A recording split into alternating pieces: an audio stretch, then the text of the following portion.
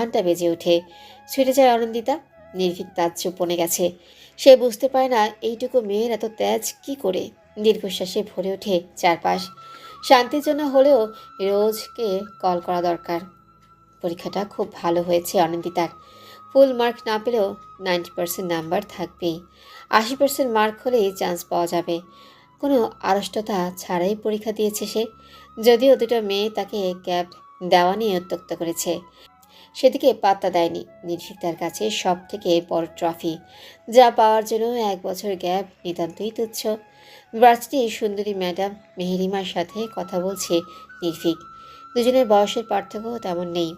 মেহেরিমা এনএসইউতেই পড়াশোনা করেছে, ভাগ্যক্রমে লেকচারারও হয়ে গেছে। সব থেকে মজার বিষয়, ভার্সিটির বাচ্চা ছেলেরাও ওকে প্রেমপত্র পাঠায়। কেউ বা শখের বসে, কেউ বা সিরিয়াস মোডে।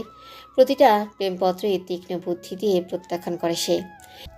নির্ভীক, তুমি কিন্তু ভারী মজার মানুষ। তেমন কিছু না, তবে হাসতে ভালোবাসি। জীবন তো হেসে খেলেই যায়, তাই না?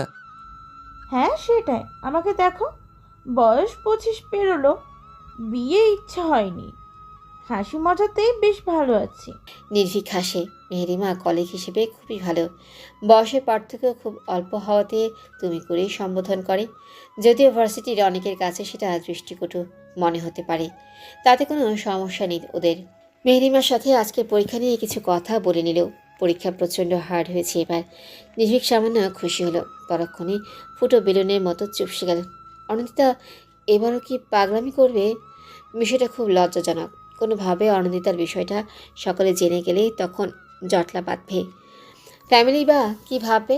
সব কিছু মিলিয়ে নির্ভীক চাইলেও অনন্দিতা যেন পাশ করে যায়। মেহেরিমার সাথে কথা বলতে দেখে অনন্দিতার মন বিষিয়ে গেল। খুব সুন্দরী মেহেরিমা। গতবারও দেখেছিল, কখনো তার সাথে কথা হয়ে ওঠেনি, তবে শুনেছি বেশ রসিকতা জানে মেয়েটা। অনন্দিতা রসিকতার দোহাই দিয়ে নিজেকে ধাতস্থ করল। এক চিলতে হেসে নির্ভীকের দিকে আগালো। মাত্রই মেহেরিমাকে বিদায় জানিয়েছে, ঠিক তখনই অনন্দিতার আগমন যেন চোখের বিষ হয়ে উঠল। অধরের হাসিটা মিলিয়ে গেল মুহূর্তেই। মুখে কাঠিন্যের ভাব। প্রচণ্ড মনে কষ্ট নিয়েও অনন্দিতা হাসল। নির্ভীক নিজেকে শান্ত করে বলল, পার্কিংয়ে যান, আমি আসছি। ঘরমাক্ত মুখে এদিক ওদিক চোখ বুলাচ্ছে আসিম। একটু যেন মিস করেছে সে, তবে দমে থাকার পাত্র সে যে নয়। প্রায় 10 মিনিট খুঁজে পার্কিংয়ের দিকে চলে আসলো। গলায় কাঠ ঝুলিয়ে হাতে হার্ডবোর্ড নিয়ে দাঁড়িয়ে আছে অনিন্দিতা। প্রায় মিনিট 10 হয়ে গেল, অথচ নির্ভীকের আসার নামই নেই। নির্ভীক কি কোনো কাজে আটকে গেল, নাকি ইচ্ছে করেই এমন করলো? নিজের কথার মর্ম করল না সে, নির্ভীককেই গুরুত্ব দিল। হাসি খুশি মনে নির্ভীকের অপেক্ষায় থাকা মেয়েটাকে হঠাৎ ভো বলে চমকে দিল কেউ। ছিটকে দুহাত পেছালো। পেটে হাত দিয়ে হাসছে আসিম। অকস্মাৎ ঘটনায় অবাক হলো। আসিমকে চেনা চেনা ঠেকছে। মনে করার চেষ্টা চালালো। মনে পড়তেই ভ্রু বেঁকে গেল। হাসতে হাসতে আসিম তার কাছে চলে এসেছে। সামান্য দূরত্বে চলে গেল অনিন্দিতা। আসিম বলল, তোমাকেই খুঁজছিলাম। কতটা দৌড় করালে জানো? আমি? হ্যাঁ, তুমি। আসিমের কথাগুলো প্রচণ্ড রকমের হেয়ালি লাগছে। বিরক্তি প্রকাশ করতে বিবেকে বাজছে। কথা পাল্টে নিলেও আসিম থামল না। অনিন্দিতার থেকে সামান্য দূরত্ব রেখে বলল, হল থেকে বের হতে দেখলাম তোমায়, কিন্তু বন্ধুর ডাকে সাড়া দিতে গিয়ে দিগ্ভ্রান্ত হলো। তুমি এখানে? প্রচণ্ড অবাকের সহিত কথাটা বলল অনিন্দিতা। আসিম ফিচেল হেসে বলল, তোমাকে সারপ্রাইজ দেওয়ার জন্য। হোয়াট? বিশ্বাস হচ্ছে না? অনিন্দিতা ভ্রু কুঁচকাল। অসীম আরেক দফা পেট চেপে হাসল। এক হাতে মাথার চুলগুলো ঠিক করে নিল। শার্টের হাতে ফোল্ড করে বলল, আমি এনএসইউতেই পড়ি। তোমার বোকামির জন্য তুমি আমার জুনিয়র হয়ে গেলে। কথাটা পছন্দ হলো না অনিন্দিতার। সে কোনো বোকামি করেনি। সে কোনো বোকামি করেনি। নির্ভীক তার কাছে স্বপ্নের মতো, যে স্বপ্ন পূরণে হাজারো বিসর্জন দিতে রাজি। আসিম যেন কিছু বুঝতেই পারল। অনিন্দিতার বাহুতে ধাক্কা মেরে বলল, রাগ করলে তুমি? না। সরি, আমার এইভাবে বলা উচিত হয়নি। আসলে আমি এনএসইউতে পড়তে চাইনি। আমার আপু আমাকে জোর করে অ্যাডমিশন করিয়েছিল। আর দেখো, এনএসইউ তোমার স্বপ্ন। এটা আমার স্বপ্ন নয়, এটা আমার জীবনের অংশ। ওয়াও, দারুণ বললে তো। বাই দ্য ওয়ে, তুমি কি ছোট থেকেই এনএসইউতে পড়তে আগ্রহী ছিলে? অনন্দিতা হাসলো, পেছন ঘুরে নিল, লম্বা করে শ্বাস নিয়ে বলল, হুম, 1 বছর আগে আমার স্বপ্ন, আমার অংশ এই ভার্সিটিতে জড়িয়ে পড়েছে। অসীম বুঝতে পারল না প্রচণ্ড পেঁচানো কথা বলে মেয়েটা নিজেকে সংযত করলো, অধিক প্রশ্নে বিরক্ত না হয়ে যায়। হাত দিয়ে কপালে স্লাইড করে বলল, এবার এক্সাম কেমন হলো? ভালো। বাই দ্য ওয়ে, আমরা কি বন্ধু হতে পারি? কথাটা একদম বাচ্চাদের মতোই বলল, যেন কোনো বাচ্চা ছেলে চকলেটের জন্য অনুরোধ করছে। অনন্দিতা প্রশস্ত হাসল। অসীম কিছু বলবে তার আগে একটা ঝাঁঝালো কণ্ঠ ভেসে আসলো। আসিম। ঘুরে তাকালো অসীম, নির্ভীককে দেখে মৃদু হাসল। জি স্যার। আজ তো ভার্সিটি অফ ছিল, হঠাৎ কী কারণে আসলে? এমনি এক্সাম দেখতে এসেছিলাম। গত বছরের তুলনায় এবার অনেক হার্ড হয়েছে। হ্যাঁ, আচ্ছা তোমার কি মনে হয় এবার এক্সাম দিলে তুমি টিকবে? অসীম হাসলেও জোরালো কনফিডেন্স নিয়ে বলল, অবশ্যই। মনে আছে গতবার না পড়েই এক্সাম দিয়েছিলাম, তবুও টপ লিস্টে ছিল আমার মার্ক। কনফিডেন্স ভালো, তবে ওভার কনফিডেন্স ভালো নয়, না হলে জীবনে পিছিয়ে যেতে হয়। কথাটা আনন্দিতার গায়ে এসে লাগলো, কারণ নির্ভীকের কথাটা বুঝতে পেরেছে সে। কথাটা তাকে অ্যাটাক করে বলা, তবুও মন খারাপ করলো না, কারণ ড্যাম শিওর এবার চান্স হবেই। নির্ভীকের সাথে আরও কিছুক্ষণ কথা চলল অসীমের। এক মুহূর্তের জন্য আনন্দিতা ভেবেছিল নির্ভীক প্রশ্ন করবে অসীমের সাথে তার পরিচয় কী করে, তবে তার কিছুই হলো না। অসীমের সাথে হেসে কথা বললেও অনন্দিতার প্রতি আগ্রহ নেই তার, চোখ দুটো ছলছল করছে। অনন্দিতার মনে হলো মরণ বুঝি খুবই সোজা, কারো অবহেলা হৃদয়কে এতটা ব্যথিত করে জানাই ছিল না। পরীক্ষা দিয়ে নিজের জন্য যতটা না টেনশন হয়েছে তার থেকে হাজার গুণ টেনশন হচ্ছে অনন্দিতার রেজাল্ট নিয়ে। যদিও নির্ভীক নিজে দুটো এক্সাম পেপার দেখেছে, তবুও নির্ভীকে টেনশন হচ্ছে। অনন্দিতার পাগলামিতে বিরক্ত সে, আর কত সহ্য করবে? এমন পাগলামি কারোই কাম্য নয়। একটাই ভয় শেষমেশ ভয়ঙ্কর কিছু না হয়ে যায়। অন্যদিকে 4 হাত পা তুলে দিয়ে আরাম করছে অনন্দিতা। কোথায় মুখে টেনশনের কালো রেখা পড়বে তা না, সুশ্রী মুখটা আরও বেশি চকচকে হয়েছে। সারা বেগম সকাল সকাল তুমুল চটেছেন। বছরখানেক হয়ে গেছে বাপের বাড়ি যান না উনি। সবাই রাজি থাকলেও অনন্দিতা রাজি হয় না, দাঁত কামড়ে এই বাসাতেই পড়ে থাকে। হীরের ভীষণ মন খারাপ, কারণ মামাতো ভাই পৃথিবীর উপর বেশ বড়সড় ক্রাশ খেয়ে আছে। যদিও বয়সের ফারাক বছর 6, তবুও পৃথিবীর সাথে মারামারি করে। হীরের সন্দেহ আছে পৃথিবীও তাকে পছন্দ করে।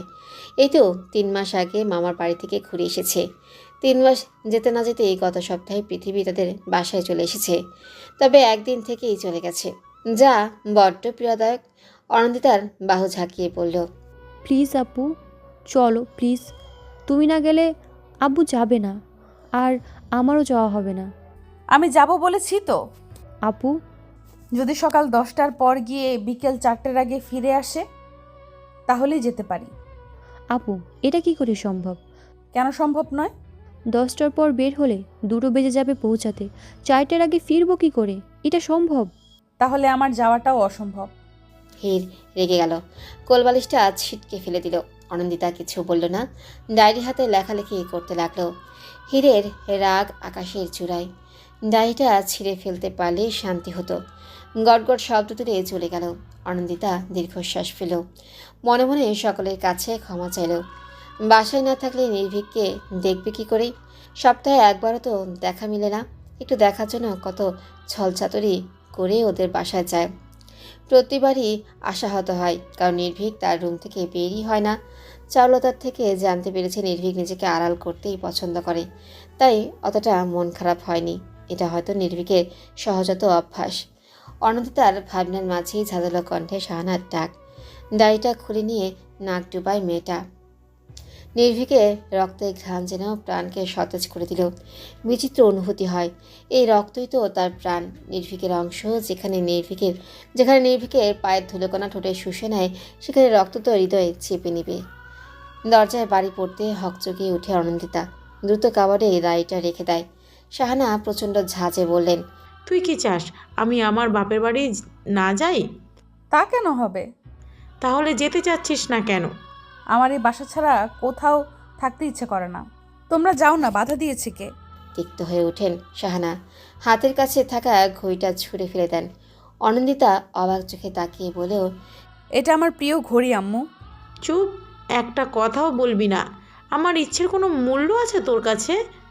আম্মু, তুমি এমন কেন ভাবছো? আমি বাসায় থাকি, তোমরা যাও না। শাহানার কানে সে কথা গেল না। ঝমঝমিত কাঁদলেন উনি। হিত ছুটে আসলো, মাকে জড়িয়ে ধরে অনন্দিতার দিকে লাল চোখে তাকালো। মেয়েটা কি কেঁদেছে? অনন্দিতা ফোঁস করে দম ফেল। একটা মানুষের জন্য স্বার্থপর হয়েছে আজ। একটু দেখার জন্য প্রাণটা মরিয়া হয়ে ওঠে। আরশাদও কয়েকবার ফোন করে বলেছে, কিন্তু অনন্দিতা সে কথাই শোনেনি। বিকেলের দিকে চারুলতা আসেন, বাসায় ছিলেন না উনি। কাজের মেয়েটা জানালেও অনন্দিতার জন্য শাহানা কেঁদে ভাসিয়েছেন। এক প্রকার ভয় পেয়ে গিয়েছিলেন অনন্দিতার কোনো ক্ষতি হলো নাকি, সে আশঙ্কায় ছুটে এসেছেন। সাহানা, কি হয়েছে বলো তো? কেঁদে নাকি চোখ লাল করে ফেলেছ? আপা, কি বলবো বলো তো? মেয়েটা হয়েছে এক পাষাণ। কি সব বলছো এসব? অনেক কি করেছে এমন? জানোই তো, 1 বছরের বেশি সময় বাপের বাড়ি যায় না। মা অসুস্থ, বলা যায় না কি হয়। অথচ মেয়েটা যাবে না বলে দিয়েছে। চারুলতা একটু ভাবলেন, তারপর চকচকে চোখে বললেন, থাক না, মেয়েটা যখন যেতে চাচ্ছে না, জোর করে না যাই ভালো। ও কদিক না হয় আমার কাছেই থাকবে। কিন্তু আপা। কোনো কিন্তু নয়। অনেক কি আমার মেয়ে নয়? তোমার মতো যত্ন না করতে পারলেও ওর যত্ন ঠিকই করতে পারবো, বিশ্বাস রাখো তো। শাহানা বিগলিত হাসলেন। তার পরপরই চারুলতার সাথে খোশগল্পে মেতে উঠলেন। নির্ভীতের বাসায় থাকা যেন চন্দ্রমামাকে হাতে তুলে দেওয়া। অনন্দিতার খুশি যেন আর সয় না। এত হাসি খুশি দেখে শাহানাও স্বস্তি পেলেন। আরশাদও নানান উপদেশ দিলেন, যেহেতু 2 দিন বাদে রেজাল্ট দিবে, তাই যেন মন খারাপ না করে। হাসি মুখে সম্মতি জানালেও অনন্দিতা। শাহানা মেয়ের মাথায় চুমু খেয়ে নিলেন, বাহুতে হাত রেখে বললেন, একদম মন খারাপ করবি না, তুই তো চেষ্টা করছিসই। আল্লাহ চাইলে নিশ্চয়ই চান্স হবে। দোয়া করো আম্মু। আর আমি খুব সরি। শাহানা সহ সবাই হেসে ফেলল। অনন্দিতার চোখ ভরে উঠেছে, কেন যেন খুব কষ্ট হচ্ছে। হঠাৎ করেই শাহানাকে জড়িয়ে ধরে কেঁদে ওঠে। হির ফিচেল হাসিতে মাতে। অনন্দিতার দিকে টিস্যু এগিয়ে দেয়, তাতে নাক ফুলিয়ে নেয় মেয়েটা। নিহাল ভারী অদ্ভুতভাবে সব দেখছে। এখানে শোক পালন হচ্ছে নাকি আনন্দ যাপন বুঝতেই পারল না। পরিশেষে বলেই ফেলল, এভাবে অর্ধেক হাসি অর্ধেক কান্নার কোনো স্পেশাল মিনিং আছে কি? অনন্দিতা নাক টেনে তাকায়। নির্ভীক একটু দূরে দাঁড়িয়ে আছে, সবার দিকে তাকালেও অনন্দিতার দিকে তাকায়নি। অভিমানে মুখ ফাটে, কান্না ভেজা গলায় তাকায়। এক পশলা অভিমানের ঝরা নামিয়ে বলে, আবেগ। নির্ভীকের কানে যেন কেউ বাজনা বাজিয়ে দেয়। খলবলিয়ে তাকায়, চোখাচোখি হলেও চোখ সরায় না। প্রচণ্ড আবেগ ঝরানো কণ্ঠে অনন্দিতা উচ্চারণ করে, ছেঁচড়ামি। সবাই প্রচণ্ড অবাক হয়। হীরের ধাক্কা খেয়ে হুঁশ ফেরে, নিজেকে সামনে নিয়ে দাঁত কেলিয়ে হাসে। আরশাদ তার স্নেহের হাতে অনন্দিতার মুখে স্পর্শ করে। মিঠা একদম তার মায়ের মতো হয়েছে। প্রচণ্ড আবেগী আর ঝরঝরে চাহনি, সাথে অটল থাকে নিজের কর্মে। নির্ভীকের রুমের অপোজিটেই অনন্দিতার ঘর। 2 দিন পেরিয়ে গেছে, চারুলতা কোনো কিছুর অভাব রাখেনি। ক্ষণে ক্ষণে প্রশ্ন ছুড়ে কিছু লাগবে কিনা। আজমাল সকাল বিকাল এসে দেখে যায়। নিহাল তো প্রচণ্ড রসিকতায় রাখে, শুধু নির্ভীকই তার সাথে কথা বলে না। লাঞ্চ বাইরে থেকেই করে আসে। সকালে ব্যস্ততা দেখিয়ে নাস্তা না খেয়ে চলে যায়, শুধু ডিনারটাই একসাথে করে। তবে অল্প একটু খেয়েই উঠে যায়, যার ফলে ব্যথিত হয় অনন্দিতার মন। আজ সকাল সকাল উঠেছে নির্ভীক, উদ্দেশ্য ভার্সিটিতে যাওয়া। রেজাল্ট নিয়ে প্রচণ্ড টেনশনে রয়েছে, না জানি কোন অনল হতে চলেছে। চূড়ান্ত ফলাফল দেখার সুযোগ হয়নি এখনও। ভার্সিটি গেলেই জানা যাবে। তবে সমস্যা হচ্ছে আজমালকে নিয়ে, কিছুতেই বের হতে দিচ্ছেন না উনি। ওনার মতে অনন্দিতার সাহস প্রয়োজন। সেখানে ভার্সিটির লেকচারারই যদি সাহস দেয়, তাহলে রেশ পড়বে কয়েকদিন। ভিন্ন ধাঁচের যুক্তিতে ফেসে গেছে। নিহাল কপট রাগ নিয়ে বলল, সমস্যা কি তোর?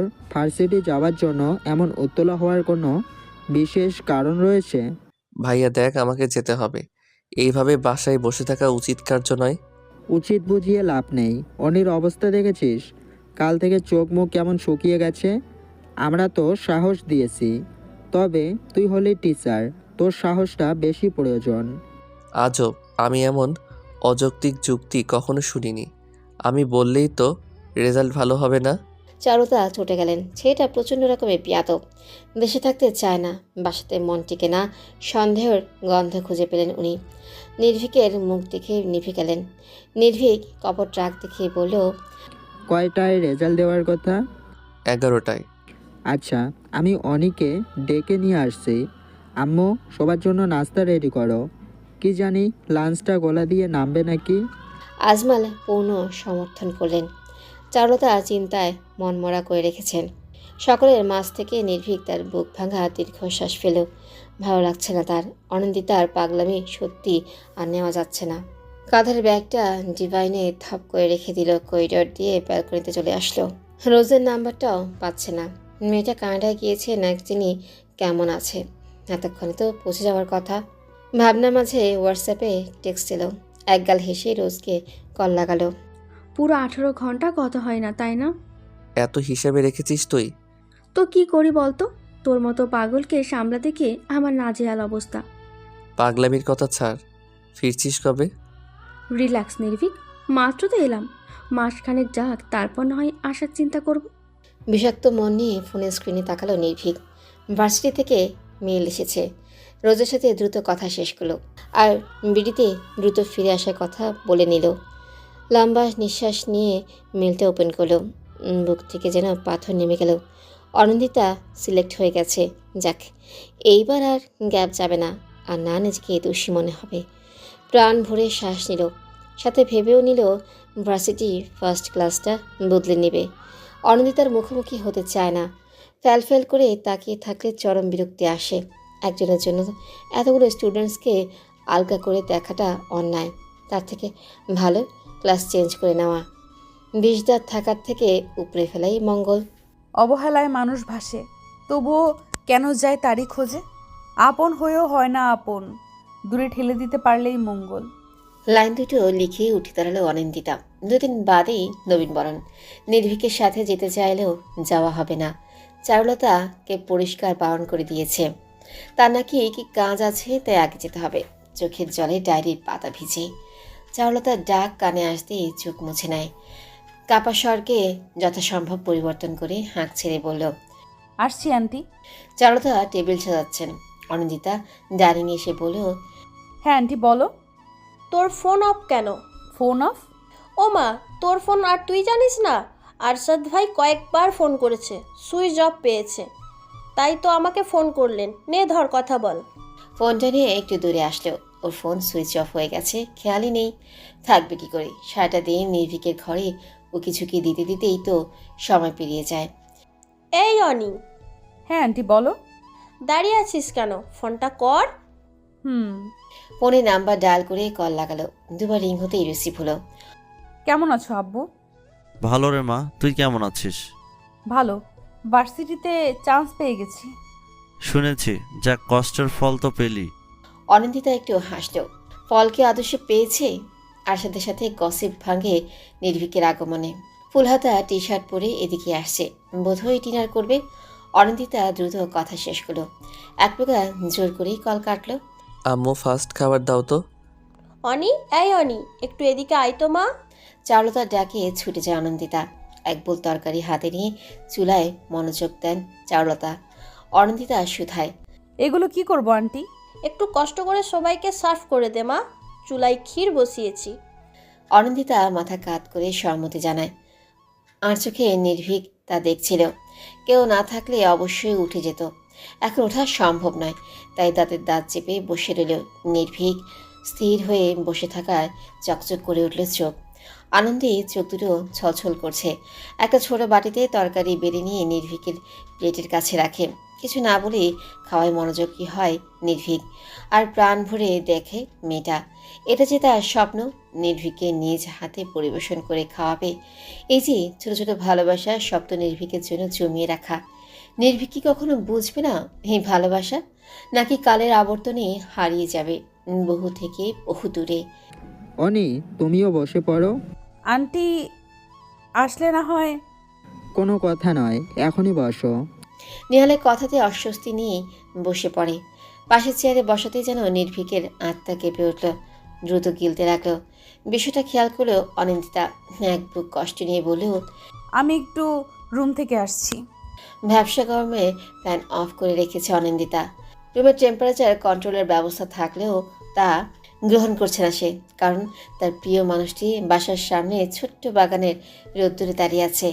কারণ হিসেবে নিজেকেই দায়ী মনে হচ্ছে। হয়তো ভেবেছে ড্রয়িং রুমেই বসে আছে অনিন্দিতা, আর অনিন্দিতার মুখোমুখি হতে চায় না নির্ভীক। সাধারণ মানুষ বলেও কি গণ্য করে না তাকে?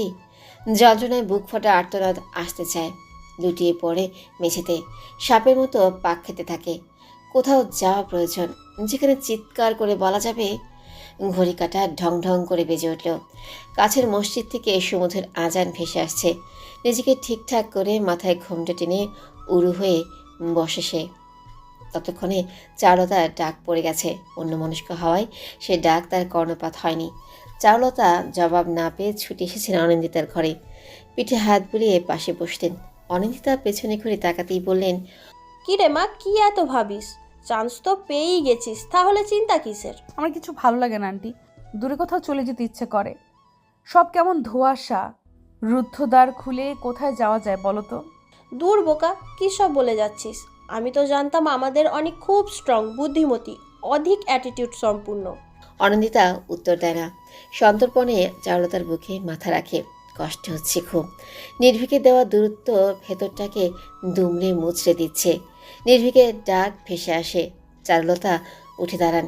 যাওয়ার আগে বললেন, অনি, গোসল করে নে, একসাথে লাঞ্চ করব।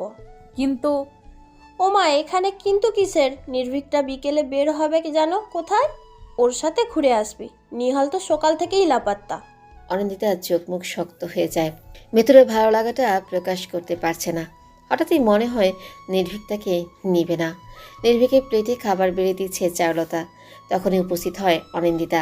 ভেজা চুল পিঠময় ছড়িয়ে আছে, মুখে নেই কোনো প্রসাধনী, যে কারো নজর কাটতে সক্ষম। চারুলতা তো বলেই ফেলেন সুন্দরী কন্যা। নির্ভীক কথার পৃষ্ঠে একবার তাকিয়েছিল, পরিশেষে মুখ ঘুরিয়ে নিয়েছে। একটু জন্য হলেও স্বস্তি পেল মেয়েটা। কারণ নির্ভীক আজ উঠে চলে যায়নি, বরং সাধারণভাবেই খেয়েই যাচ্ছে, শুধু ওর দিকে তাকাচ্ছে না। আজমল অফিসে আছেন, লাঞ্চ টাইমে ফোন দেন রোজ। এখনও ফোন দিয়েছেন, তাই দূরে সরে গেলেন চারুলতা। নির্ভীকের দিকে বারবার তাকাচ্ছে, অথচ নির্ভীকের হেরফের নেই, তাই খাওয়ার দিকে দৃষ্টিপাত করল সে। হঠাৎ ভেসে আসলো চিরচেনা শীতল কণ্ঠস্বর। অনিন্দিতা, এই একটি কণ্ঠ যে কারো মনে বসন্ত জাগিয়ে দিতে পারে তা বোধহয় ভাবেনি ছেলেটা। মুখে খাবার থাকায় তালুতে উঠে যায়। দ্রুত পানি এগিয়ে দেয় নির্ভীক। একটু গাঢ় কণ্ঠে বলে, এত অমনোযোগী কেন? বড়সড় দুর্ঘটনা ঘটাবেন নিশ্চিত? মাথা নিচু করে নেয় অনিন্দিতা। কান দিয়ে যেন আগুন বের হচ্ছে। হঠাৎ কেন লজ্জা লাগছে? অনিন্দিতা শুনুন। প্রচণ্ড অবাক হয়ে তুতলে যায় অনিন্দিতা। চোখ দুটো গোল আকার ধারণ করেছে। নির্ভীক একটু হাসে। এই প্রথম অনিন্দিতার মুখোমুখি হাসলেও নির্ভীক। হঠাৎ এমন পরিবর্তন অনিন্দিতার অন্তঃকরণে ব্যথা অনুভব করায়। কাপা ঠোঁটে বলে, জি। একটা কথা বলি, রাখবেন? বলুন। সতর্ক হয় নির্ভীক। একটু ঝুঁকে ফিস করে বলল, আম্মু আপনাকে নিয়ে ঘুরতে যেতে বলেছে। আমি বারণ করিনি, কারণ এর ফলে আম্মু সন্দেহ করতে পারে। আপনি প্লিজ একটা অজুহাত দেখিয়ে বলবেন যাবেন না। আচ্ছা। অনিন্দিতা খুশি মনে উত্তরটা দেয়, কারণ নির্ভীক এই প্রথম তাকে এইভাবে ডেকেছে। হন্তদন্ত হয়ে আসেন চারুলতা। চোখে মুখে চিন্তার ছাপ ব্যগ্র হয়ে নির্ভীক বলে, কি হয়েছে আম্মু? চারুলতা আহমেদ, তোর আন্টির শাশুড়ি অসুস্থ, হসপিটালে অ্যাডমিট আছেন। আমাকে এখনই যেতে হবে, ফিরতে রাত হবে। অনিকে ফেলে কোথাও যাস না। আম্মু, তুমি অনিন্দিতাকে সাথে নিয়ে যাও। ওর শরীরটা ভালো নেই। নির্ভীকে বিরক্তি দেখে অনিন্দিতা মুখ খুলে আশ্বস্ত করে বলে, আন্টি আমি যেতে পারবো। প্রয়োজন নেই। হসপিটালে ফিনাইলের গন্ধে তোর সহ্য হয় না। অসুস্থ হয়ে আর এক কাণ্ড রটে যাবে। কাউকে কিছু বলার সুযোগ না দিয়ে চারুলতা বেরিয়ে যায়। পিলারে খুশি মারে নির্ভীক। কেঁপে ওঠে অনিন্দিতা। অস্ফুট স্বরে বলে, নির্ভীক ভাইয়া। আপনার সাহায্যের প্রয়োজন নেই আমার। পাগল হয়ে যাব আমি। কেন আপনি হিটদের সাথে গেলেন না? এইদিকে আমার আম্মু এক আকাশ সমান বিশ্বাস নিয়ে আপনাকে রেখেই চলে গেলেন। ড্যামিট। মাথা নিচু করে নেয় অনিন্দিতা। প্রচণ্ড ভয়ঙ্কর লাগছে নির্ভীককে। এতটা চেঁচায় না নির্ভীক। আজ তার বেশ পরিবর্তন ঘটেছে, তাই কিছু বলতেও পারছে না মেয়েটা। চেয়ারে বসে টেবিলে 2 হাত রেখে মাথা ঠেকায় নির্ভীক। তপ্ত শ্বাস ফেলে অনিন্দিতা বলে, আমি আপনাকে বিশ্বাস করি নির্ভীক মাহাতাব। আপনি আমাকে পছন্দ করেন না, ঘৃণা করেন, এটাও মানি। আর আমার সুযোগ নেবেন না এটাও জানি। বিশ্বাস রাখা ভালো না। আপনি ঘরে যান, আম্মু না আসা অবধি বের হবেন না। অনিন্দিতা ঘরে যায় না, ড্রয়িং রুমের সর্বশেষ ডিভাইনে বসে থাকে। হাতে তার প্রিয় ডায়েরিটা। নির্ভীকের দিকে তাকিয়ে কতগুলো প্রেমময় সংজ্ঞা লিখে। কি জ্ঞানে চলে গেলে আম্মু? আমার কি কোনো বোন আছে বাসায়? অনিন্দিতা আর আমি পুরো ফ্ল্যাটে একা, যদি বাজে কোনো বিষয় হয়ে যায়? তুই আমার ছেলে নির্ভীক, ভরসা আছে তাই রেখে এসেছি। ভরসা আছে, আমি সেটা পালনও করব। কিন্তু লোকজন কি ভাবতে পারে বলো তো? অবিবাহিত ছেলে মেয়ে একই ফ্ল্যাটে, তার উপর যুবক যুবতী। ভাবতে পারছো আম্মু? যে কোনো কেচ্ছা রটে যেতে পারে। আমার কথা বাদ দাও, অনিন্দিতার পরিস্থিতি তখন কি হবে বলো তো? চারুলতা একটু চিন্তিত হলেন। এদিকে বৃষ্টির কারণে আসতেও পারছে না। মেঘের গর্জন চলছে, তবুও বললেন, আমি এক্ষুনি আসছি, তুই অনিন্দিতার খেয়াল রাখিস। ফোন রেখে মাথার চুল খামচে ধরে। রাগে জল শক্ত হয়ে গেছে।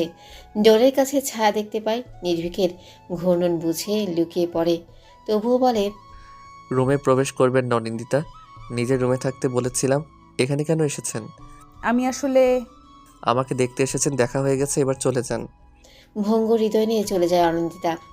মনকষ্ট যেন মাথায় এসে চেপেছে। ব্যথায় ছিঁড়ে যাচ্ছে প্রতিটা শিরা। এলোমেলো পায়ে কিচেনের দিকে পথ আগায়। মাত্রই স্বস্তির নিঃশ্বাস ফেলেছিল নির্ভীক, তখনই ভেসে আসে অনিন্দিতার চিৎকার। 1 সেকেন্ডও দেরি না করেই দৌড়ে যায় কিচেনের দিকে। হাত চেপে ধরে নিজেকে দমানোর ব্যর্থ চেষ্টা করছে মেয়েটা। তবে বেফাস পড়ে যাওয়া হাতটা জ্বালা দিচ্ছে খুব। চোখ থেকে না যাইতেও জল করাচ্ছে। অনিন্দিতা, কিচেনে কেন এসেছেন? দেখি কতটা পুড়ে গেছে। কি একটা অবস্থা করেছেন বলুন তো? পাগলামি করতে খুব ভালো পারেন। ইস, অনেকটা ফোসকা পড়ে গেছে। অবাক চোখে তাকিয়ে আছে অনিন্দিতা। নির্ভীক তার কষ্টে আফসোস করছে। এদিকে সত্যি আসুন তো। অনিন্দিতার হাত ধরেই নিয়ে যায় নির্ভীক। ফার্স্ট এড বক্স থেকে মলম নিয়ে নিজ হাতে লাগিয়ে দেয়। চোখে মুখে একটু চিন্তার রেখা। নিজের উদ্দীপনা দমাতে ব্যর্থ হয়ে অনিন্দিতা বলে, এই প্রথম আমার প্রতি ভালোবাসা দেখতে পেলাম। এটা ভালোবাসা নয়, দায়িত্ব। আম্মু আমাকে দায়িত্ব দিয়েছেন, আপনার উটকো চিন্তা শক্তি বদলান। সে যাই হোক, আমার হাতে স্পর্শ লেগেছে আপনার।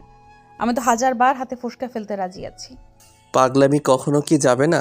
আমার আপনার দুজনেরই একটা ভবিষ্যৎ আছে। আপনি কি বিয়ের পরও শ্বশুরবাড়ি থেকে এসে এমন পাগলামি করবেন? নির্ভীকের কথাতে চোখে পানি চিকচিক করছে। বুক ধুক করে উঠেছে। নয়নাভিরাম চোখে ফ্যালফ্যাল করে তাকায় মেয়েটা। কাঠ হয়ে যাওয়া ঠোঁট দুটো জিভ দিয়ে ভিজিয়ে নিয়ে বলে, আমি আপনাকে বিয়ে করব। তখন আপনি আমার নিজস্ব হয়ে যাবেন। প্রতিটা শিরা উপশিরায় থাকবে আপনার স্পর্শ, পুরো অঙ্গ জুড়ে থাকবে আপনার ভালোবাসা। একটুখানি স্পর্শ পাওয়ার জন্য পাগলামির প্রয়োজন হবে না। অনিন্দিতার কথায় গা গুলিয়ে আসে নির্ভীকের। অনিন্দিতা নিজের মধ্যে নেই, না হলে এই কথাগুলো নির্দ্বিধায় বলে দিতে পারত না। রাগ হলেও রাগ করে না ছেলেটা। যদি অনিন্দিতা বেঁকে বসে, উল্টোপাল্টা হয়ে জড়িয়ে ধরে। একটুও বিশ্বাস নেই মেয়েটাকে। তাই শীতল কণ্ঠেই বলে, আপনি ঠিক কোন পর্যায়ে চলে গেছেন অনিন্দিতা? সংযত হন। যেখানে আপনার সাধারণ স্পর্শ, ইনফ্যাক্ট দৃষ্টিও আমি মেনে নিতে পারি না, সেখানে ফিজিক্যাল ইনভলভ। একই বাজে ইন্টেনশন আপনার। সরি, আমি সেসব মিন করতে চাইনি। শুধু বোঝাতে চেয়েছি আপনি আমার কতটা আপন, আমি আপনাকে ঠিক কতটা। অনিন্দিতা কথা শেষ করতে পারে না। হাত উঁচিয়ে বাধা দেয় নির্ভীক। তারপর বলে, আমি রাগ দেখাচ্ছি না বলে ভাববেন না, আপনার প্রতি মায়া হয়েছে আমার। নেহাতি বাসায় কেউ নেই, দয়া করে বাজে ইন্টেনশনগুলো বন্ধ করুন, আমার ঘৃণা হচ্ছে। অনিন্দিতা কিছু বলে না। নির্ভীক তাকে অবজ্ঞাই করে যাবে। তার জাত কখনই তার হবে না। হঠাৎ আকাশে মেঘের গর্জন শোনা যায়। অনিন্দিতা জানে নির্ভীক নাকচ করে দেবে, তবুও বলে, আমার ইচ্ছে ছিল আপনার কাঁধে মাথা রেখে বৃষ্টির খেলা দেখব, আর সাথে থাকবে ধোয়া ওঠা কফি। আমার ইচ্ছেটার ছিটে ফোঁটা কি পূরণ করবেন? অনিন্দিতার ইচ্ছে পূরণ হয়নি। সব ইচ্ছে যে সবার জন্য নয়। ঘরে ঘাপটি মেরে বসে আছে নির্ভীক। অনিন্দিতাকে অসহ্য লাগছে তার। এটি সহজ হতে চাইলেও মেয়েটার জন্য সহজ হতে পারে না। সারাক্ষণ চোখে মুখে তৃষ্ণা নিয়ে থাকে, যা দেখে বিতৃষ্ণায় জর্জরিত হয় নির্ভীকের মন। 4টি বছর ধরে জীবন অতিষ্ঠ হয়ে পড়েছে। যদি না এনএসইউর সাথে 3 বছরের চুক্তি স্বাক্ষরিত না হতো, তাহলে এখনই কানাডা চলে যেত। এদিকে রোজ নেই, মানে স্বস্তিটুকুও নেই। প্রচণ্ড রকমের অসহ্য লাগছে। রাত প্রায় 8টা, এখনও চারুলতা এসে পৌঁছায়নি। নির্ভীকের হাত পা ঠান্ডা হয়ে গেছে। কেউ কিছু বলার সুযোগই পাবে না। তবে যদি কেউ কিছু বলে ফেলে, যদি শব্দটা বড্ড যন্ত্রণার, এই একটা কথা ভেবেই নির্ভীক গুটিয়ে আছে। বাইরে বের হলেই অনিন্দিতা চলে আসে। কিছুতেই বুঝে না, তাকে সহ্য করতে পারে না নির্ভীক। ভবিষ্যৎ বিপর্যয়গ্রস্ত, না জানে কোন ঝড় তুলে মেয়েটা। ভাবনার মাঝে ঘুমিয়ে পড়ে নির্ভীক। ঠিক তখনই ঘরে প্রবেশ করে অনিন্দিতা। বাইরেই ঘাপটি মেরেছিল। বেশ অনেকক্ষণ কোনো সারা শব্দ না পেয়ে উকি দেয়। তখনই পরিলক্ষিত হয় গভীর ঘুমে টলে আছে নির্ভীক। এক চলতে হাসি ফুটে ওঠে মেয়েটার মুখে। পা টিপে রুমে প্রবেশ করে। নির্ভীকের পায়ের কাছে বসে পড়ে। পায়ের আঙ্গুলগুলো হালকা হাতে ছুঁয়ে দেয়। এই পায়েও ঠাঁই নেই মেয়েটার। ইস, যদি কেউ বলতো সারা জীবন নির্ভীকের দিকে তাকিয়ে কাটিয়ে দিতে পারবে কিনা। অনিন্দিতা নির্দ্বিধায় সম্মতি জানাতো। হঠাৎ কলিং বেল বেজে ওঠে। নির্ভীকের ঘুম খুবই পাতলা। অনিন্দিতা চলে যাবে তার পূর্বেই উঠে বসে। প্রচণ্ড অবাক হয়ে বলে, আবার কেন এসেছেন? আপনি আমাকে বদনাম করিয়ে ছাড়বেন? আমি সেরকম কিছুর জন্য আসিনি। আমাকে দেখতে এসেছেন, তাই তো? ভদ্র মেয়ের মতো মাথা কাত করে অনিন্দিতা। নির্ভীক ভাষা হারিয়ে ফেলে। ওইদিকে কলিং বেল বেজেই চলেছে। রাগে গজগজ করে ওঠে। অনিন্দিতার দিকে তেতে আসে। মধ্য আঙ্গুল উঁচিয়ে বলে, ফার্দার এমন কিছু হলে ভয়ঙ্কর কিছু ঘটে যাবে। আপনাকে ছাড় দিয়ে অন্যায় করেছি আমি। আমি তো আপনাকে ডিস্টার্ব করি না নির্ভীক প্রিয়া, একটু কাছাকাছি থাকতে চাই শুধু। যাওয়ার মাঝে থেমে যায় নির্ভীক। পেছনে ঘুরে বলে, এটাই আমার সমস্যা। আমার কাছাকাছি থাকার অধিকার নেই আপনার। আপনি বয়সে আমার অনেক ছোট, তবুও কড়া কথা বলতে বাধ্য হচ্ছি। মনে রাখবেন, নির্ভীক মাহতাব নারী শরীরের নেশায় পড়ে না। কথাটা বলেই চলে যায় নির্ভীক। মেঝেতে বসে পড়ে অনিন্দিতা। সন্ধ্যার সেই কথার জন্য এত বড় কথাটা বলে গেল নির্ভীক। বৃষ্টিতে ভিজে একাকার চারুলতা। বাসায় গাড়িগুলিও ছেলে আর স্বামী নিয়ে গেছে। নির্ভীকের গাড়ি ওয়াশের জন্য দেওয়া হয়েছে, তাই লোকাল গাড়িতে গিয়েছিলেন। গলির মোড় থেকে হেঁটে এসেছেন। অনিন্দিতা টাওয়াল নিয়ে আসে। চারুলতা মাথা মুছে বলেন, এত লেট কেন হলো দরজা খুলতে? আমি ঘুমিয়েছিলাম আম্মু, আর অনিন্দিতার রুমে কলিংয়ের শব্দ পৌঁছায় না। আরে এভাবে কেন বলছিস?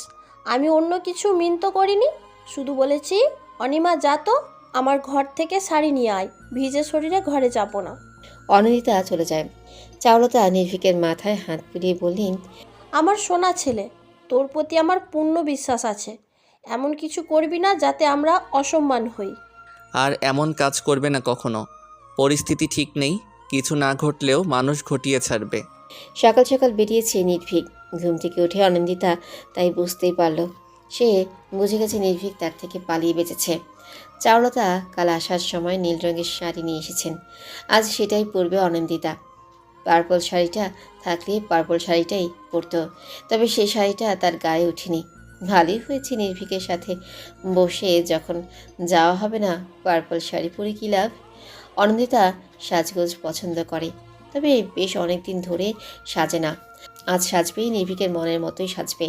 অবশ্য অনিন্দিতা হলেও বিষাক্ত গ্যাসের মতো, যা সহ্য করতে পারে না নির্ভীক। শাড়ি পরে চুলগুলো ছেড়ে দিল। হালকা মেকআপে মিষ্টি দেখতেই লাগছে। রুম থেকে বের হতেই আজমালের সাথে দেখা।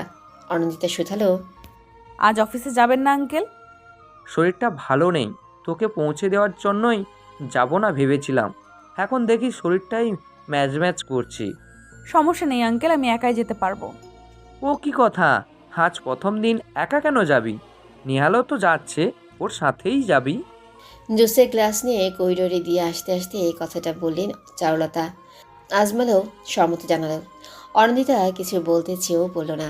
চারুলতা গ্লাসে এগিয়ে বললেন, নাস্তা করে যাবি না? বাসা থেকে খালি পেটে বের হতে নেই, জুসটা খেয়ে যা। আচ্ছা নির্ভীক ভাইয়া এত আগেই চলে গেলেন যে? বলিস না আর, পুরো বজ্জাত ছেলে। দেখ, বন্ধুদের সাথে আড্ডায় মজেছে। আজ তো ওর সব বন্ধুরাই আসবে ভার্সিটিতে। সবার দোয়ানে বের হয় অনিন্দিতা। নিহাল গাড়িতে অপেক্ষা করছে। অনিন্দিতার দিকে তাকিয়ে স্বচ্ছ হাসলেও একটু প্রশংসা স্বরে বলল, দেখো আবার কাউকে মন দিয়ে এসো না। মন কেউ নিবে না নেহাল।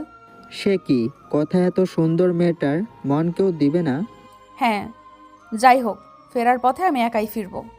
ভ্রুকুটি করে তাকায় নিহাল। কথাটা যেন তার পছন্দ হয়নি। অনন্দিতার দিকে না তাকিয়ে স্টিয়ারিংয়ে হাত দেয়, তারপর বলে, বয়ফ্রেন্ড থাকলে তার সাথেই আসতে পারো, তবে সমস্যা হচ্ছে আম্মু বারবার বলে দিয়েছে তোমাকে নিয়েই ফিরতে। আচ্ছা সমস্যা নেই, তুমি আমাকে কল দিয়ে জানিয়ে দিও, মোড়ে এসে একসাথে আসবো। কৃতজ্ঞতা প্রকাশ করে মেয়েটা। সিটের মাথা এলিয়ে দেয়। শরীরটা ম্যাজম্যাজ করছে। সারাটা বছরই হালকা পাতলা অসুস্থ থাকে মেয়েটা। রোজ কান্নার ফলে চোখের নিচে দাগ থাকে। কেউ একটু খুঁটিয়ে দেখলেই ধরা খেয়ে যায়, কারণ শরীরে থাকে অজস্র আঘাতের রেখা। গাড়ি পার্কিংয়ে রেখে চলে যায় নিহাল। অনন্দিতা দম ফেলে হাঁটা লাগায়। শরীর দুর্বল লাগাতে এনার্জি ড্রিঙ্কস কিনে। ক্যাব খুলে খাওয়ার আগেই মাথা ঘুরে যায়, তবে কেউ একজন আগলে ধরে। ব্যগ্র কণ্ঠে বলে, ঠিক আছে অনি, হঠাৎ পড়ে যাচ্ছিলে কেন? আসলে মাথা ঘুরে গিয়েছিল। নেট ফেয়ার, নির্ঘাত নাস্তা করেনি। আসো আমার সাথে। আমি ঠিক আছি আসিম, চলো ভেতরে যাওয়া যাক। নো, কোনো কিছুই ঠিক নেই। তুমি এক্ষুনি নাস্তা করবে আমার সাথে।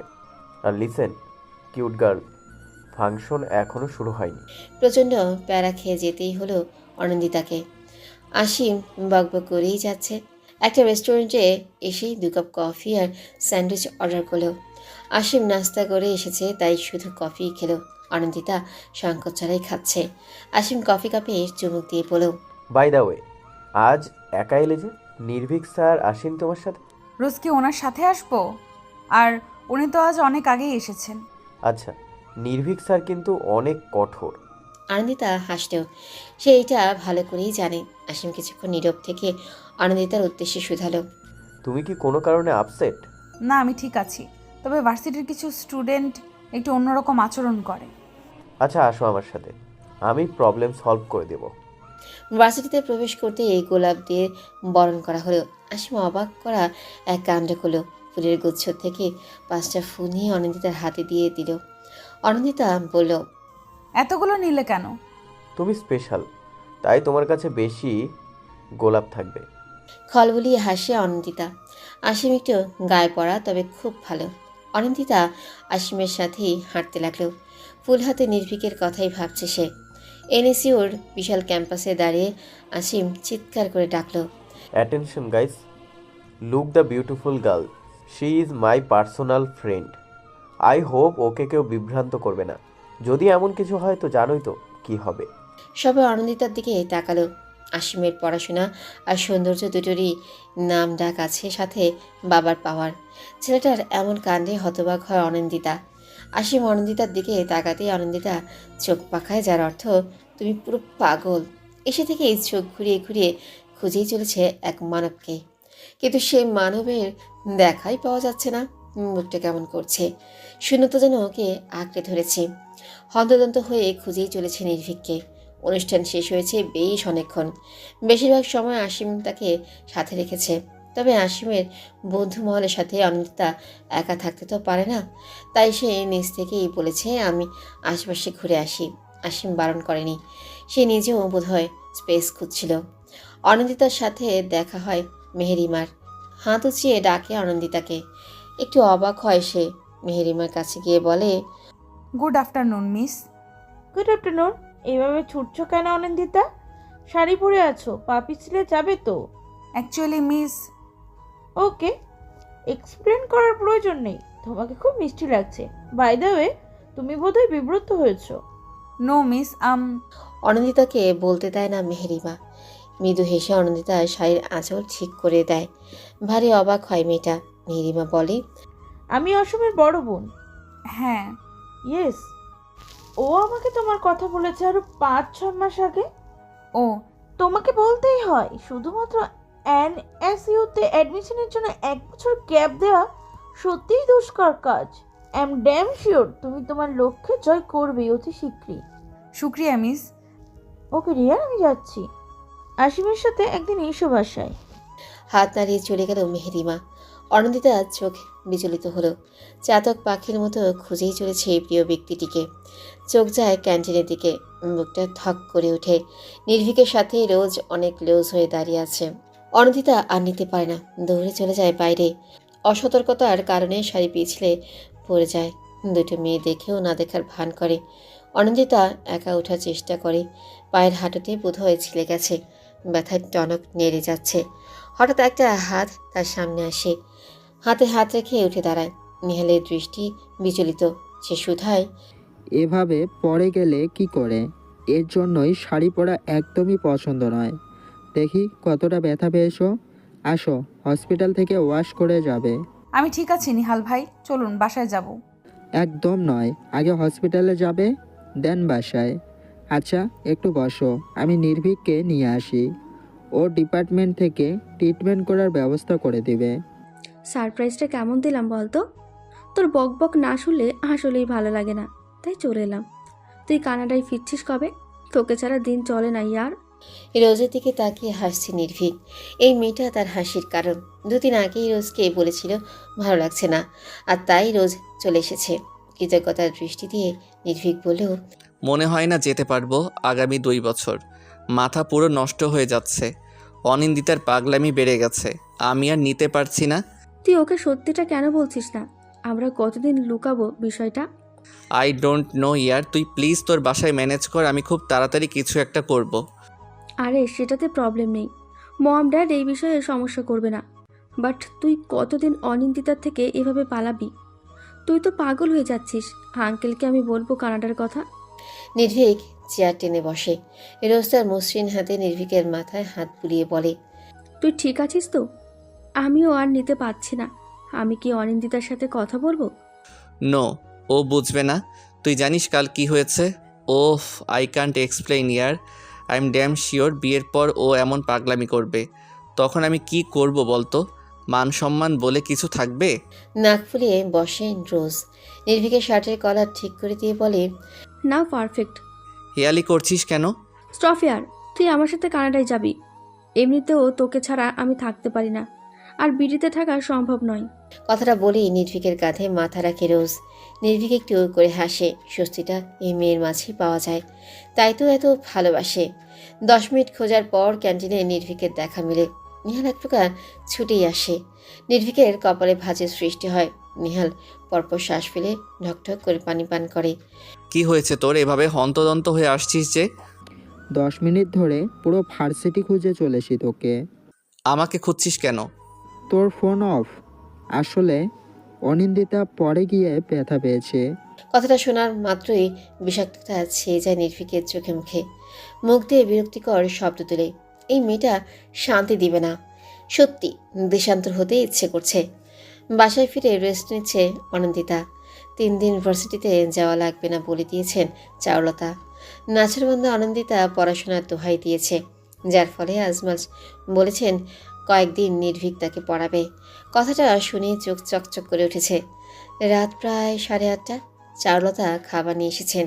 অনেক খাবারগুলো খেয়ে নে তোমা, বেড রেস্ট করতে হবে এই কদিন।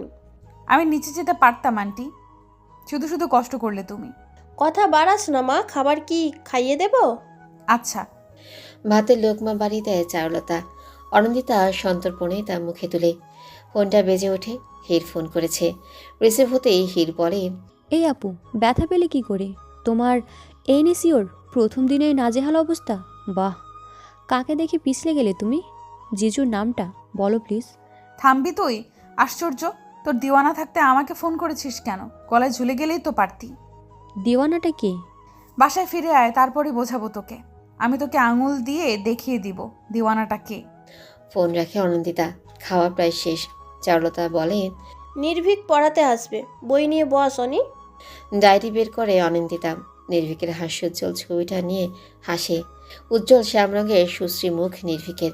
আচ্ছা, কোনো মানুষই তো পারফেক্ট নয়, তাহলে নির্ভীকের খামতিটা কোথায়? হাজারো পলক ফেলে ও খামতি খুঁজে পায় না অনিন্দিতা। অনিন্দিতা ঠিক হয়ে বসুন। সদরদরজার ওপাশ থেকে কথাটা বলে নির্ভীক এলোমেলো হয়ে বসেছিল। সে নিজেকে ঠিকঠাক করে নির্ভীককে উদ্দেশ্য করে বলে, আপনি আসতে পারেন। নির্ভীক আসে। অনন্দিতা এক পলক তাকিয়ে চোখ নামিয়ে নেয়। নির্ভীকের দিকে ফ্যাল করে তাকাবে না আর যথাসম্ভব লুকিয়ে প্রিয় মানুষটাকে দেখে যাবে। ফিজিক্সের বই নিয়ে একটু ঘাটাঘাটি করে নির্ভীক। অনন্দিতাকে বলে, আপনার প্রথম আর শেষ ক্লাসটা আমার, অর্থাৎ ফিজিক্স আর ইংলিশ দুটো ক্লাস রয়েছে, তাই আমি ভার্সিটিতে যা পড়াবো এই 3টে দিন সেগুলোই পড়াবো আপনাকে। আচ্ছা। অনন্দিতার বাড়তি কথা না পেয়ে স্বস্তির নিঃশ্বাস ফেলে নির্ভীক। তবু অনন্দিতাকে একটা বিষয় বলে, NSCO রুলস কি জানেন? না মানে আমি তো যেতে পারবো না কয়েকদিন। কথাটা মিনমিনে স্বরে বলেই অনন্দিতা। নির্ভীক ভ্রুকুটি করে তাকায়। অনন্দিতা উদ্দেশ্যে ছিল শুধুই NSUতে চান্স পাওয়া। কি রুলস আছে না আছে তার প্রতি কোনো আগ্রহ নেই। প্রয়োজনেই নির্ভীক বলে, পরপর 3টে সাপ্তাহিক পরীক্ষাতে ফেল করলে সোজা বের করে দিবে, আর পরপর 5টা সাপ্তাহিক পরীক্ষায় 80% নাম্বার না পেলে 10 দিন সময় দেওয়া হবে। যদি সে সময়ের মধ্যে পড়াশোনা কমপ্লিট করে এক্সামে ভালো করেন তাহলেই ভার্সিটিতে রাখবে, আর না হলে বের করে দিবে। তাই আল্লাহর ওয়াস্তে একটু মনোযোগী হবেন। জি, আমি মেনে চলবো সব রুলস। ওকে, তাহলে দেখুন ফিজিক্সের প্রথম অধ্যায়ে আজ কি পড়াবো। অনন্দিতা পড়ায় মনোযোগী হয়। নির্ভীকের জন্য পাগলামি কমবে না ঠিকই, তবে পাগলামি চলবে মনে মনে। আজ বিকেলের ঘটনা। পা ওয়াশ করার পর নির্ভীকের সাথে এসেছে অনন্দিতা, কারণ নিহালের কোনো কাজ পড়ে গেছে। নির্ভীক এই সুযোগটাই চেয়েছিল। একটা খোলা মাঠের দিকে নিয়ে যায় অনন্দিতাকে। অনন্দিতার এতটাই বিশ্বাস যে সে একবারও প্রশ্ন করেনি কেন তাকে এখানে নিয়ে আসা হলো। নির্ভীক অনন্দিতার হাত দুটো মুষ্টিবদ্ধ করে বলে, আমাকে রেহাই দিন অনিন্দিতা, আপনি এমন সব কাণ্ড করছেন যে আমি পাগল হয়ে যাচ্ছি। আমিও তো মানুষ। আপনি ভালোবাসেন ঠিক আছে, তার জন্য আমাকে কেন কষ্ট দিচ্ছেন? আমি আপনাকে কষ্ট দিচ্ছি? হ্যাঁ দিচ্ছেন। আমার দিকে এলোমেলো দৃষ্টিতে তাকিয়ে থাকেন, আমার জন্য ছুটে আসেন, পড়াশোনা করেছেন শুধুই আমার জন্য। এইসব দেখার পর একটা মানুষ কতটা অপরাধ বোধে ভুগে জানেন আপনি? আমার লজ্জা করে অনিন্দিতা, আপনাকে আমি বোঝাতে পারি না যে আমি আপনাকে ভালোবাসি না। নির্ভীকের শেষের কথাটুকুই অনন্দিতার আত্মা কাঁপিয়ে তোলে। সে ঠিক করে নিজেকে সংযত রাখবে। সত্যি তো, এখানে নির্ভীকের কী দোষ? ভালো তো সেই বাসে, তাহলে নির্ভীক কেন অপরাধ বোধে ভুগবে? তাছাড়া ওর হাত নিজ থেকে স্পর্শ করেছে নির্ভীক, একটা আবেদন রেখেছে তার কাছে। তাই ভেবে নেয় নিজের কলেজাটা পুড়াবে, নিজের কষ্টটুকু নিজেই গ্রহণ করবে। অনিন্দিতা। নির্ভীকের কণ্ঠস্বরে ধ্যান ভাঙে অনন্দিতার। হকচকিয়ে বলে, দুঃখিত স্যার। নির্ভীক একটু অবাক হয় তাকে স্যার বলায়, তবে সেদিকে পাত্তা না দিয়ে ইংলিশ বই হাতে ঘাঁটতে থাকে। যথাসম্ভব অনন্দিতাকে পড়াশোনা কমপ্লিট করাতে হবে। 15টা দিন কেটে গেছে। অনন্দিতা নিজেকে সংযত রেখেছে বলতে শুধু মাত্র নির্ভীকের চোখ থেকে সংযত রেখেছে। আর চোখে প্রিয় মানুষটাকে দেখার লোভ সামলাতে পায়নি সে। নিজের কাজে নিজেই হাসে অনন্দিতা। যাকে ছাড়া এক মুহূর্ত চলে না, তার থেকেই নিজেকে সংযত করার মিথ্যে প্রয়াস না করাই উত্তম। দাগিমা রেখা বদলে শীতের আবির্ভাব ঘটেছে। কয়েকদিনেই পরিবেশ যেন শান্ত হয়ে গেছে। আবহাওয়াবিদদের মতে পরিবেশের হঠাৎ পরিবর্তন ঘটেছে, না হলে এমন সময় শীতের আগমন ঘটতো না। নিজের বাসায় ফিরে এসেছে 10 দিন হতে চলল। এই কয়েকদিনে ভার্সিটিতে যাওয়া হয়েছে মাত্র 3 দিন। কেন যেন ভার্সিটির প্রতি অনীহা সৃষ্টি হয়েছে। বোধহয় নির্ভীকের না থাকাই এই প্রধান কারণ। ভার্সিটির কাজে আজ 9 দিন হলেও ভারতে গিয়েছে নির্ভীক। কোনো এক বিশেষ অনুমোদন নিয়েই গেছে।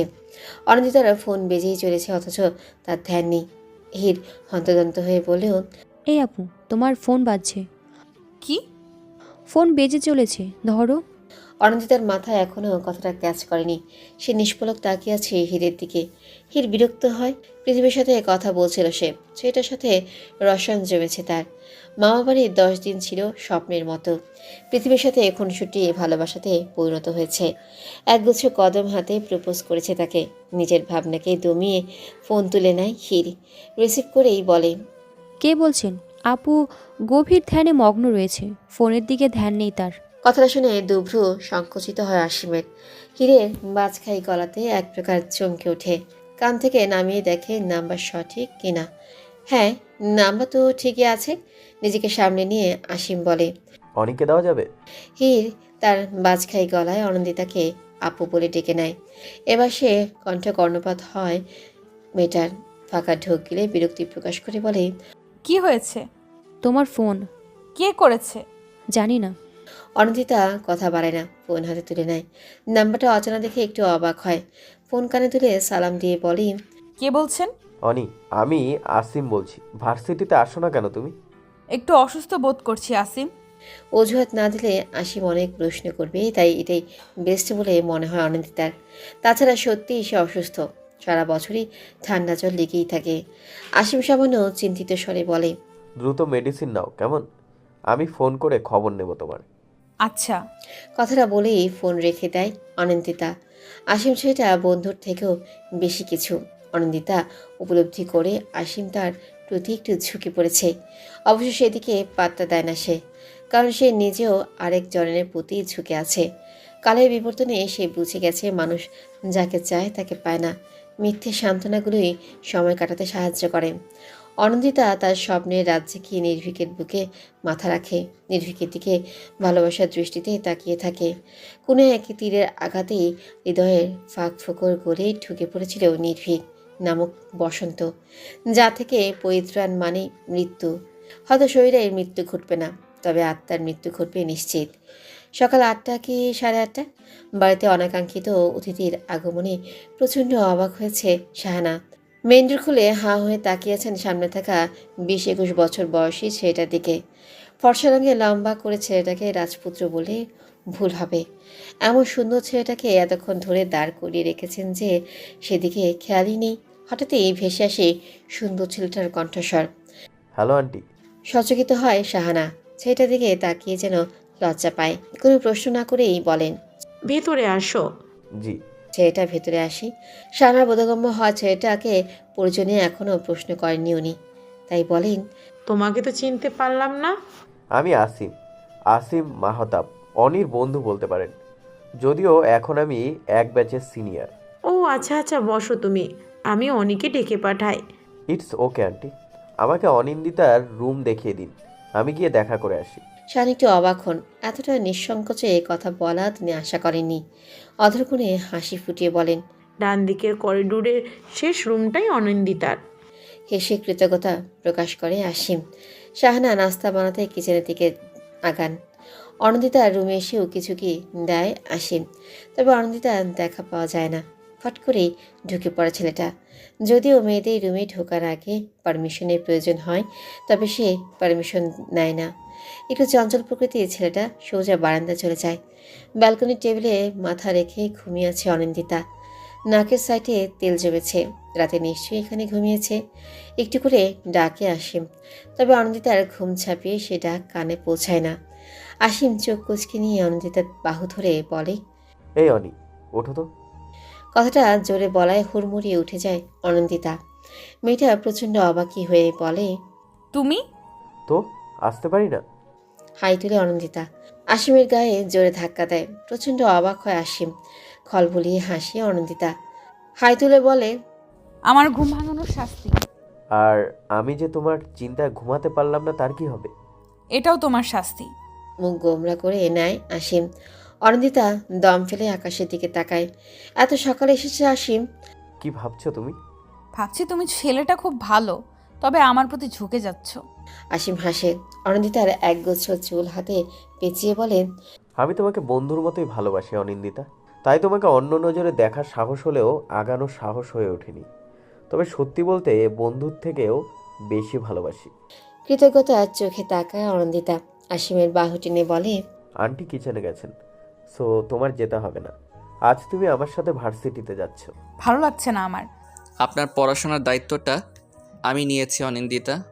কথাটা শুনে ধুক করে ওঠে অনিন্দিতার বুক। নির্ভীকের কথা যেন মাথায় আষ্টে পৃষ্ঠে জড়িয়ে ধরে। একটি করে দম ফেলে উঠে যায়। আসিম বলে, পালিয়ে যাচ্ছ অনি? নিজের কষ্ট লুকিয়ে মরে যেতে চাও? অনিন্দিতার কি যেন হয়। ডুকরে কেঁদে ওঠে মেয়েটা। আসিমের পায়ের কাছে বসে পড়ে। হাত দুটো মুঠো বন্দি করে বলে, আমি অনেকে ভালোবাসি আসিম, আমি মরে যাব, সত্যিই মরে যাব। আসিম উত্তর দেয় না, নিজেকে শক্ত করে। অনিন্দিতা সেই সব প্রেমিকার দলে পড়ে যারা উন্মাদ, যারা ভালোবাসাকে অন্যের হাতে তুলে দিতে পারে না। ভালোবাসার ভালো চায় ঠিকই, তবে নিজের সাথেই দেখতে চায়। এক প্রকার ছ্যাঁচড়ামি করে বেড়ায়। অনিন্দিতার জন্য মায়া হয় অসীমের। প্রথম থেকেই মেয়েটার প্রতি ঝোঁক ছিল তার। আইসক্রিম পার্লারে নির্ভীককে লুপ্ত দৃষ্টিতে দেখছিল অনিন্দিতা। সেদিনই ঠিক করেছিল আনন্দিতার প্রতি বন্ধুত্বের হাত বাড়িয়ে দিবে, তবে কোথাও একটা সুপ্ত ভালোবাসা জাগে, যার ফলে সে নিজেকে ধাতস্থ করে আনন্দিতার খেয়াল রাখবে। তবে এটাও সত্য, আনন্দিতার প্রতি অনুভূতি আঘাতে দেয়নি ছেলেটা।